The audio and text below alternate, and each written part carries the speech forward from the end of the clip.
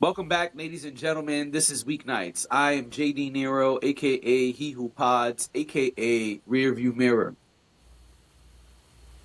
And I'm Dash, aka Dashing D, aka the real king of R&B, aka cool grandma, but not really.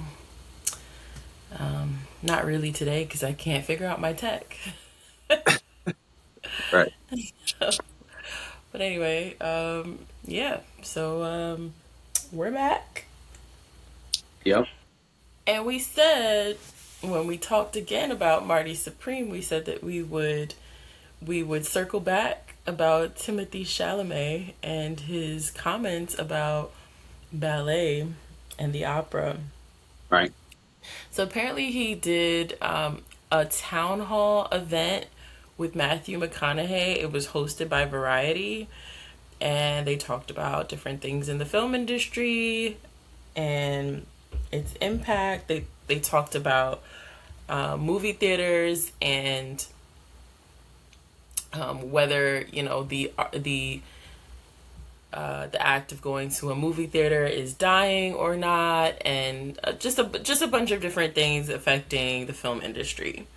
Mm. So I will play the clip that has everyone in an uproar. Yeah, I'm just gonna play it so we can hear what this. I admire people, and I've done it myself, to go on a talk show and go, hey, we got to keep movie theaters alive. We got to keep this genre alive.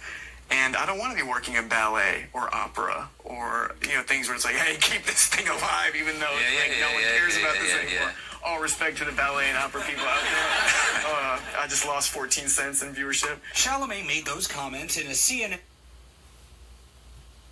So since this has happened, Uh-huh.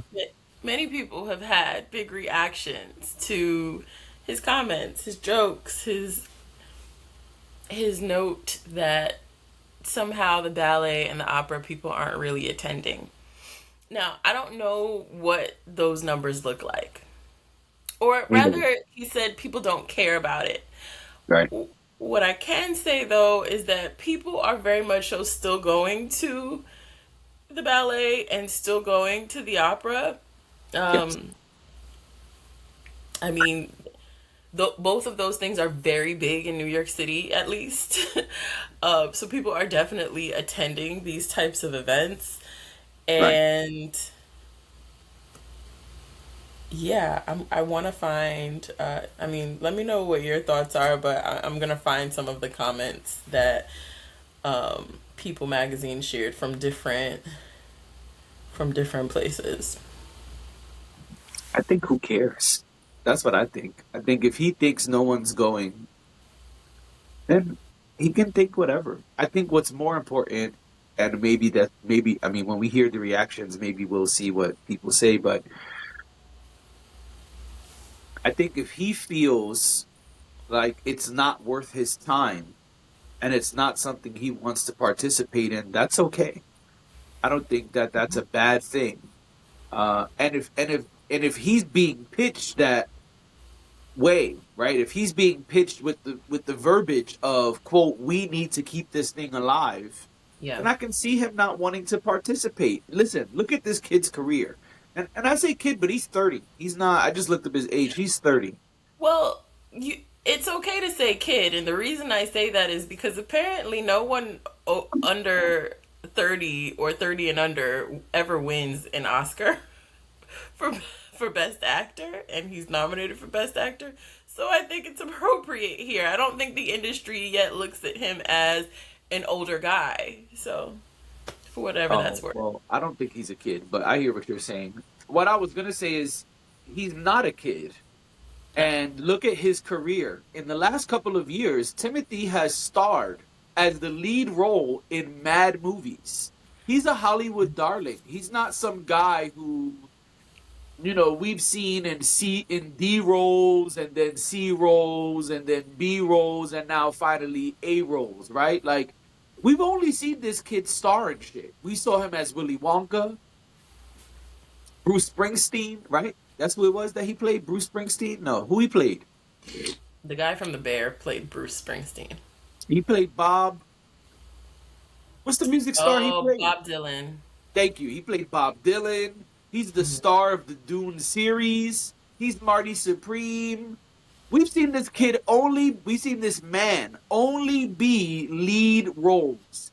He's So if Kylie you Jenner's call him, boyfriend. he what? He's Kylie Jenner's boyfriend. He's I starring in didn't that even know role that. too. I didn't know that either. That was cute. That was cute. Um, this guy is a movie star. So if you're asking someone of that caliber to quote unquote not let this thing die, if that's the way it's being pitched to him, I could see him. I could see anybody of that pay grade being like opera and ballet. No, I'm not doing that. If when Will Smith was the highest paid actor at the box office, if you went to Will Smith at that time and was like, "Yo, we need you to help with ballet and opera," I could see Will Smith at that time being like, "Hell no." I think I think the criticism is less about whether he wants to participate in it or not, and more about the fact that he said people don't care about it. I think Yeah, I that's know, and that's where why the I said I criticism is started with coming saying, from. "Who cares about that part?" To me, is nothing. I Yeah, I hear you. Uh, but that's where it's coming from, and honestly people are now questioning if this is going to affect his would this affect an Oscar win for him. It could, because those people go to the opera and the ballet. They absolutely do. And So, those folks, they care about the opera and the ballet. and And people yeah, do. and Like let me maybe I should have started instead of who cares, but maybe I should be more factual. He's wrong, is what I probably should have said. Plenty sure, of people yeah. care, which you said already. I didn't even bother to respond to, because Hmm. you're right. I should have said you're right first. You are correct, Dash. Plenty of people care about the opera and the ballet. Timothy is wrong. I mean, he had Misty Copeland respond. I mean, listen, when you speak Prima about things that ballerina, okay. She when said, you speak "Excuse me, I have something to say." I don't have that right, here, but she yeah, I did. I mean when know you that she did respond. You right, had the Metropolitan Opera share a TikTok video celebrating its backstage crew with the caption, "This one's for you," and they at him. as they Uh, should. they they said the Seattle Opera. And this is all according to People magazine, or all according to People. Seattle Opera took a more tongue-in-cheek approach on Instagram. The company offered 14% off select seats for Carmen using the code Timothy, Love it. uh, and then said, "Timmy, you're welcome to use it too." That's right. Doja Cat had a lot to say. Doja Cat said, "Hey, by the way, opera is 400 years old. Ballet is 500 years old. Somebody named somebody named Timothée Chalamet had the nerve. Big guy, by the way, had the nerve to say on camera that nobody cares about it." Continued, "I'm sure you can walk into an opera theater right now. Seats will be filled out, and nobody's saying a word as the performance is going because everybody has that much respect for it. People give a fuck. You show up in a nice outfit, you sit the fuck down, you shut the fuck up. That's the usual etiquette around those things. Maybe learn something from that," she continued. Even the principal of LaGuardia had to say something because, surprise, surprise, young Timothy, excuse me, went to LaGuardia High School.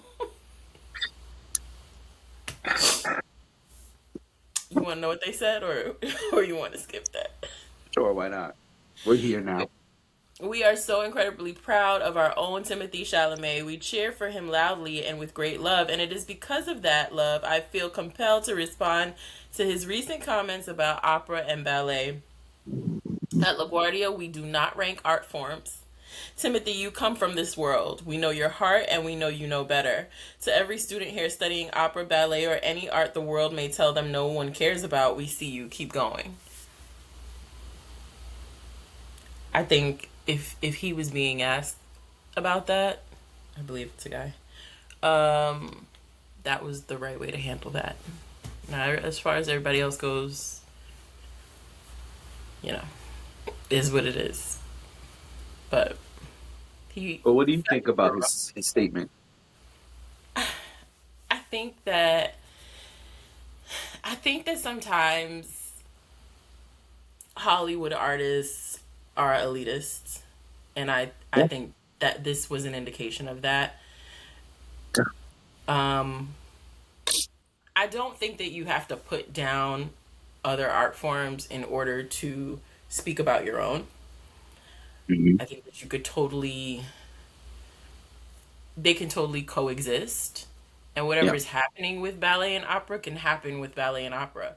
I think the conversation, I think he was on the right track having a conversation about the film industry and movie going because he makes movies.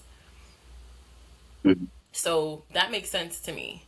But the moment he brought opera and ballet into it, and I'm pretty sure the article says earlier in the article, it notes that he comes from like 3 generations of New York City ballet people. Like his Oh, family. His so he family. probably has a resentment for it. Well, that's what I'm thinking. I'm thinking this is a little He's deeper than probably tired any of of leotards. us. You know what I'm saying? Because apparently women in his family have joined the New York City Ballet in previous years. So it's odd that he doesn't have a bigger level of respect. And maybe I listen, what I do want to say is watching the clip, and I thought it was important to watch the clip. I think it was Mhm. offhanded. I think he wasn't thinking like I don't that was a not a media trained moment. And he's That just was on just camera kicking him. it. Yeah, that was just him off the cuff, just talking, you know? Yeah. And sometimes when that happens, it don't come out right. Yeah, because he's not reading from the script. Right. So I'm willing to say that maybe he didn't mean it so aggressive as maybe it came across. I think, and by aggressive I mean just the statement, not necessarily his tone or whatever. I think his tone was light. I think he was having a funny moment, and then I think he realized immediately when he said the thing. But he kind of joked on that too, where he said, "Oh, he just missed out on 14 cents." I think he knew what he had done after he did it, and then he kind of like tried to make light of it.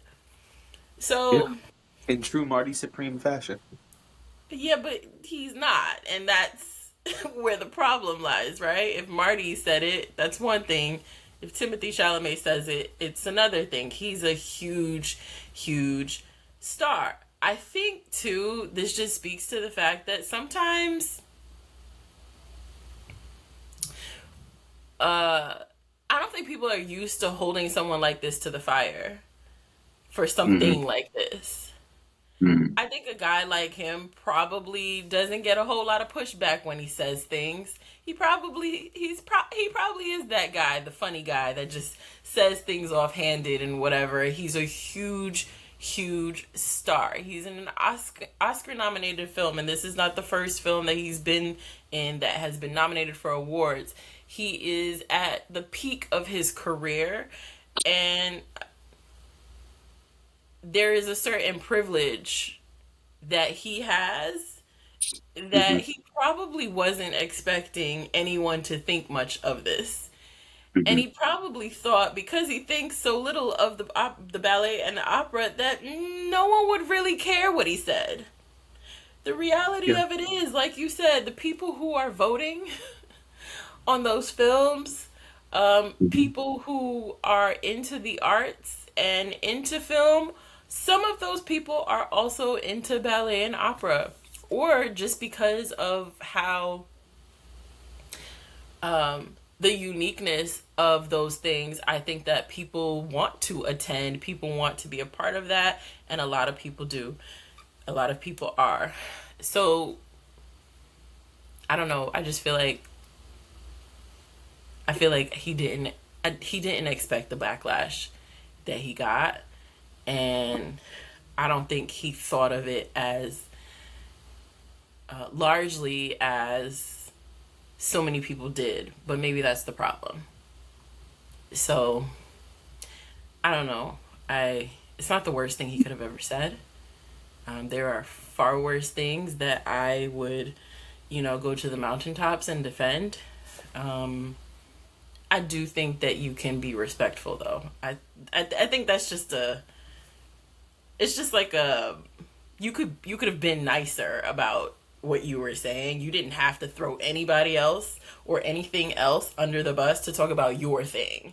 That's my only issue with it. And I just think that in life in general, I say it all the time, like every conversation we have doesn't have to be a competition between two things.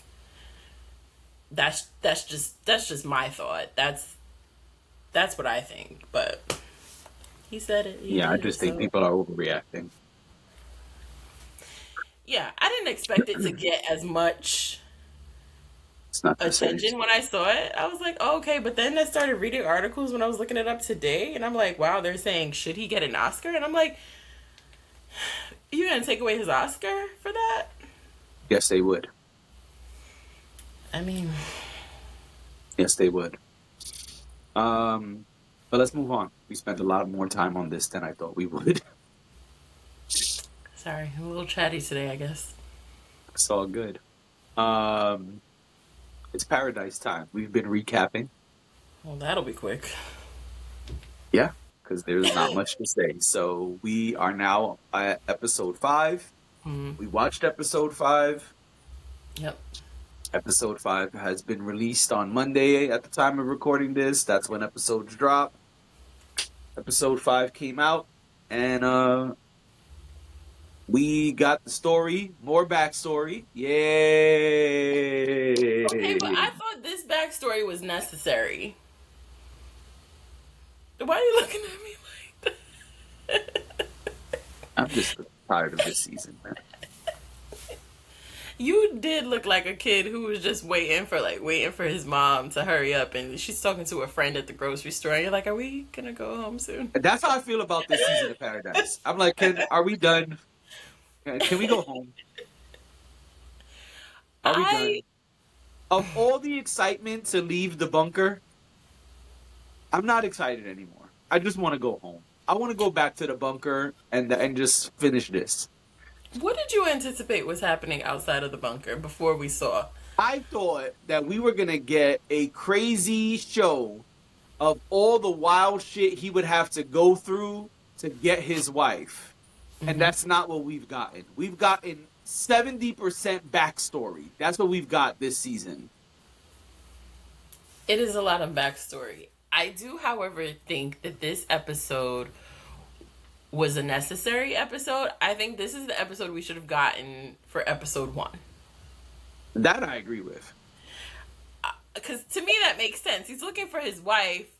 I want context about what his wife has been doing. So they gave that to us. I don't think we needed the Annie story. I think we needed this story. Now, I know that all of the Annie stuff is going to come together eventually. I understand that, but this is also episode 5.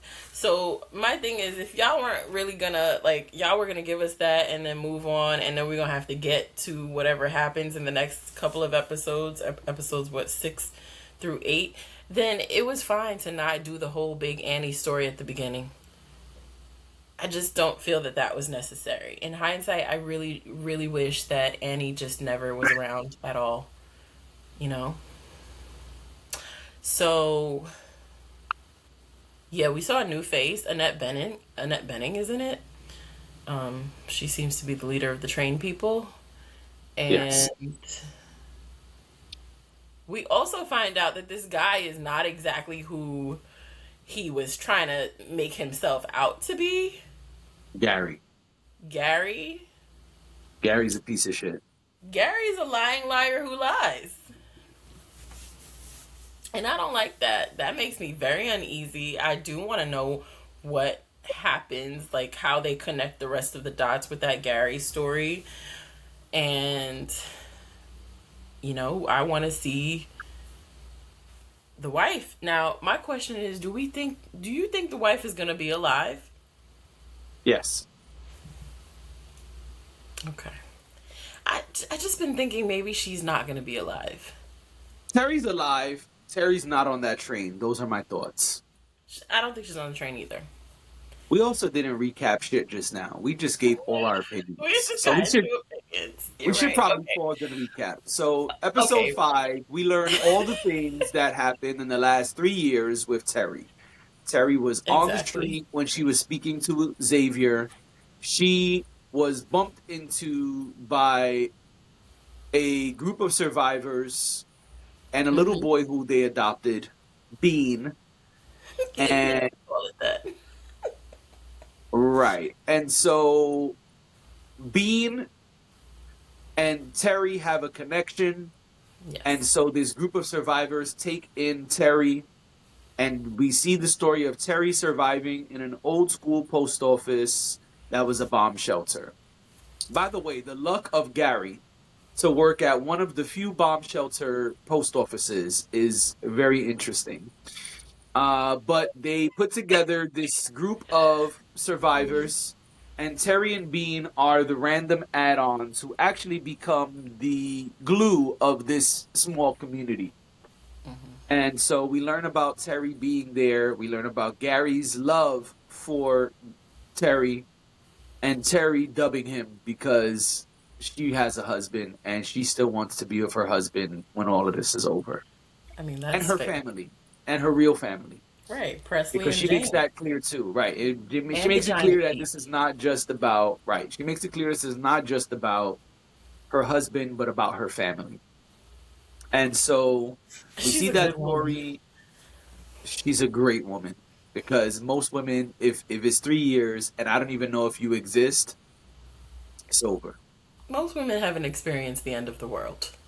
I agree with that. So Which I'm I giving don't her know if more that. props. Which I'm giving her even more props for because people be feeling frisky after a couple months and three Okay. years, and I don't even, and the world ended, and I don't know if none of these niggas is even alive.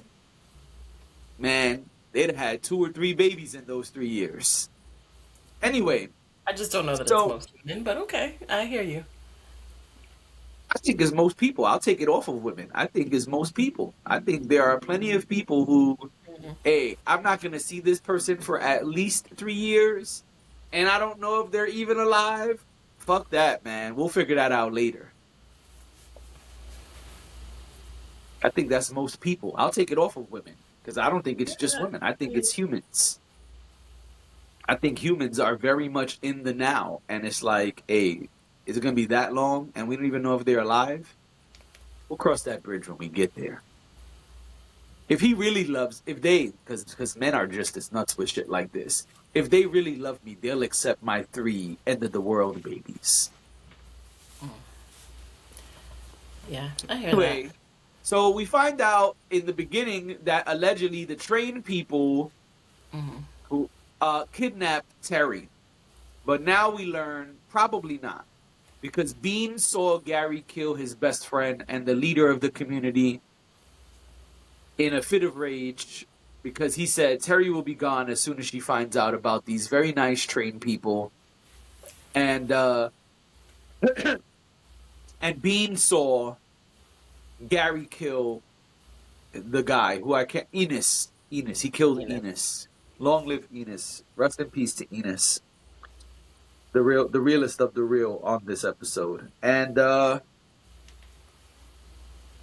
Enos is gone. And so Bean saw that. So we can assume that Terry and Bean ran away. They're not with the train people, which means the best episode of this season, probably the most action packed episode of this season, the one episode where shit is actually probably going to happen, it will be in vain because Xavier is about to go destroy the train people who really are just very nice.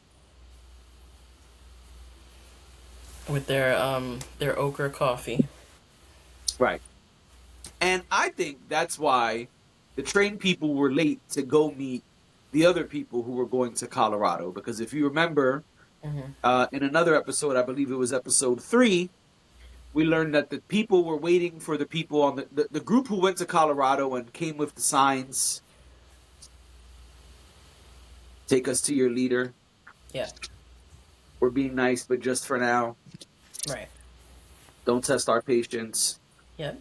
Mm-hmm. All of that, All of They that. were waiting for the trained folks, and the trained folks didn't show, and nobody knew why. I believe that's because Xavier slowed them down. That would make sense. That's a good theory. Another, just want to point out before you go, because I know I spoke a lot. This is episode 5, and no hot fire yet. No amazing episodes yet. I liked episode 3. So, Was it amazing? I mean, it was fine. It wasn't But that's my point. explosive. But in that's any my way. point. That's the point I'm making. No I got amazing it. episodes yet. That makes sense. But I liked episode 3. Episode 5, I feel like was just necessary, but we probably could have cut out a bunch of what happened in the first couple of episodes and had episode 5 earlier in the season. And I mean, and let's get to business. Let's start connecting some of these dots. You've shown us a lot of different people. Okay, so now let's put it all together. I know we're getting there. We're inching our way towards it, and I think your predictions are probably aligned in what's going on. I don't know if that's exactly what has happened, but I think you're on the right track for sure. Train on the right track. Oh, yep. Because they've got to make some sort of connection. If they don't, then it's a terrible show. So they've got to make. They've got to make. Connect. They're going to connect a lot, probably in episode 6, because episode 6 last season was the episode. Right. Right. So I don't know. I liked it. I just felt like we could have gotten this earlier. Like, this was the thing that we needed before. I didn't need backstory about how Annie's been living. I don't care about Annie and her baby. I really don't. I think him carrying around that baby is so annoying. Yes, agreed. I was more interested in what happened with the wife, and I'm actually more invested in the characters that they built up around the wife's story than I am about the people we met in episode 1. I don't care about that. Okay, we know you hate episode 1, but what do you think about episode 5? But I was just talking about the people I just said. I'm more invested in the people that were in episode 5 than the people who were in episode Right, but 1. what do you think about the episode? Oh, I said I liked it. Yeah. And Gary? He's a lying liar who lies. I think that Gary probably was a very quiet and sweet man who was just, getting by in life.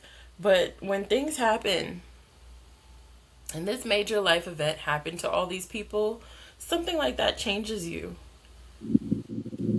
And also, you have nothing else. You had nothing else. And then you finally find something or someone, like the same way he was talking about how Enos, finally found people who he could hold on to. I think it's the same thing for Gary. Yes. Where they were loners and now they've got people and they've got this whole life that they've built. So to threaten that in some way is unwanted and unwelcomed. So, I think that I think Gary, I can see where Gary would be conflicted, and I was not expecting for Gary to then turn around and kill that man. I really didn't think that was what we were going for, but that's where we ended up, and I'm disappointed because I felt like, okay, this was a safe space for Terry. In the beginning it was scary and it was what it was, and she was having her struggles with it, but she found a place where she could feel safe and comfortable, and then Gary just went and kind of fucked it up. Right. What was the best part of the episode? What? What's the baby's name? Annie's baby. Annie's baby. Yeah, I love that. I love Best that. part of the episode. Yep. Annie's baby. You're right. But yeah, we'll see what happens in episode 6. We'll keep on keeping on. Y'all let us know what you Unfortunately. think in the comments. Yes, please do. Ladies and gentlemen, this has been Weeknights. We see you later. Bye.